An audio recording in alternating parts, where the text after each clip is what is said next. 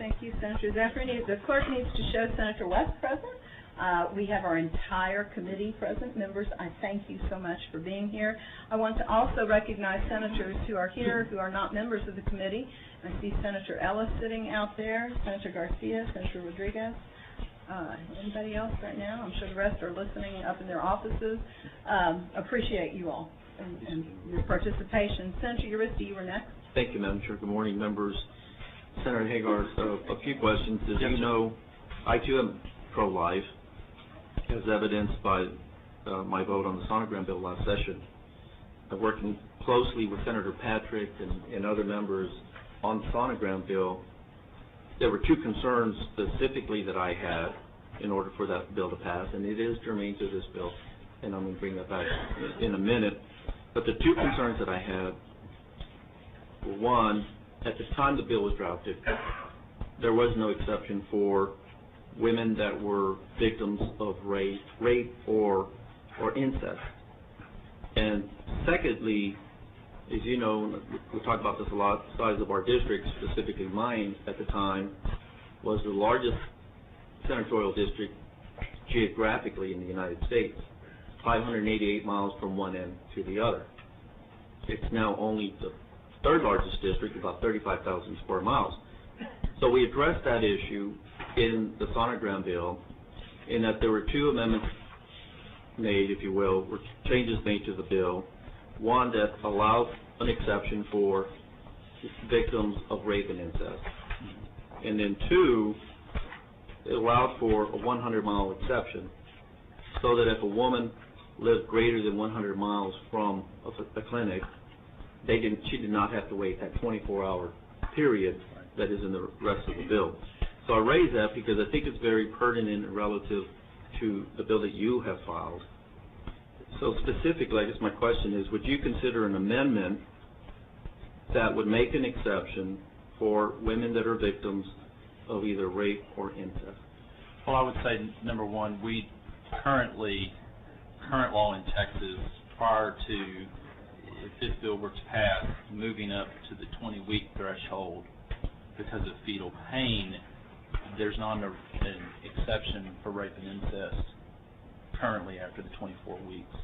And I think that because of that, because there's a significant amount of opportunity in there should be for those situations, the rape and incest of current law today, but moving it up to 20 weeks, I do not see that as an undue burden or hindrance because we're maintaining with the current status from the 24 weeks up to the 20 weeks. And so I really don't think that that would be something that I would be inclined to accept as an amendment on this bill. As for the 100-mile, and I know you had a significant amount of discussion we had on the Senate floor on Senate Bill 5, and I think your specific concerns were making sure that there was access in rural communities. And I think Senator Rodriguez and I had a long discussion about that as well in his hometown and county in El Paso. And so I do not believe that by requiring facilities to move to the ASC standard will automatically mean that every abortion clinic in Texas is going to close, that they're not going to come up to those standards. A significant number of new clinics that are being opened as ASCs because they are safer. And so therefore, I am more than willing to continue. That's why we're here, to listen to testimony, to listen to my colleagues, and understand to make sure that we craft the best possible bill to protect life at 20 weeks and raise standards, and also make sure that there is that quality of care access available. And so you've been a tremendous advocate on that issue, and I appreciate that because you have a very large rural district. And so therefore, I'm willing to sit here and listen. I'm a little concerned that amendment that you had in the special session did not accomplish that goal. But if we can figure out ways to make that, help us make sure we afford that access, then I'm more than willing to sit here and listen, Senator. I always have been. Thank you. Excuse me, thanks, Senator Hegar. But to be clear, outside of San Antonio, within my district, there are no ASCs currently. How many abortion clinics do you have in your district outside San Antonio today? There are none. And there's one in El Paso, which would be the closest one out in the furthest part of West Texas. Yeah. So this bill Two, passes. I think, in El Paso. Correct. Yes, sir. So if this bill passes, then there will be none, zero. That's under the San Antonio assumption that so none far. of them would come up to the ASC standard by September 1 of next year. I'm sorry to hear. I said that's under the assumption that none of them would come up to the ASC standard by September 1 of next year. And one would argue that we're assuming they would come up to that standard as well. But if they don't, then they would be closed. I'm not sitting here assuming that every one of them will come up to that standard, and equally, I'm not going to assume that none of them will come up to that standard. I think a substantial number of them will. And I want to go back to the other issue, though, of rape and incest, because I think what I heard you say is after 24 weeks, there are no exceptions, regardless of whether the woman is a victim of rape or incest.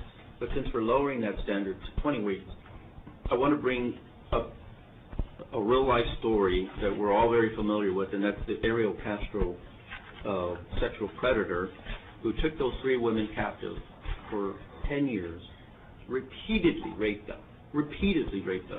Ms. Berry delivered the baby, one baby, in captivity. Ms. Knight was impregnated, according to the news reports, 5 different times. And the reason she didn't deliver the baby, is because this monster, Mr. Castro, would punch her in the stomach to abort those babies. And so my concern is, when we don't have an exception for children, little girls, 12-year-old little girls that have been raped by their stepdad or the neighbor or whomever, or these women, if they had been released, if one of these women had been pregnant at the time that they were rescued, and it was past the 20-week mark, and with this bill, we're telling those women they have to carry that baby.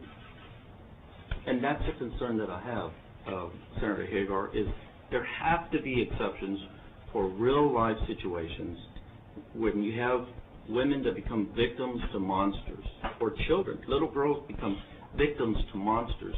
There has to be exceptions. And that's why I don't understand why we can't keep it like it is, keep the status quo. If the bill passes, right now it's at 24, goes to 20, make the exception for women that have been victims of these monsters. And so I hope that after you hear all the evidence and the testimony, Senator Hegar, you will keep that in mind, and we can talk about that. And I would just respond to this one aspect. I don't think that individual gets the privilege of being called Mr. or anything other than what you said is a monster. You know, when I heard that story, like everybody else, I can't even fathom what I would do to someone like that if I had the opportunity.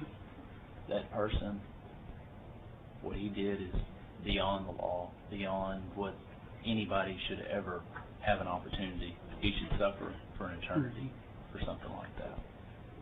And I appreciate you bringing it up. Thank you. Thank you, Senator Hegar. Thank you, Madam Chair.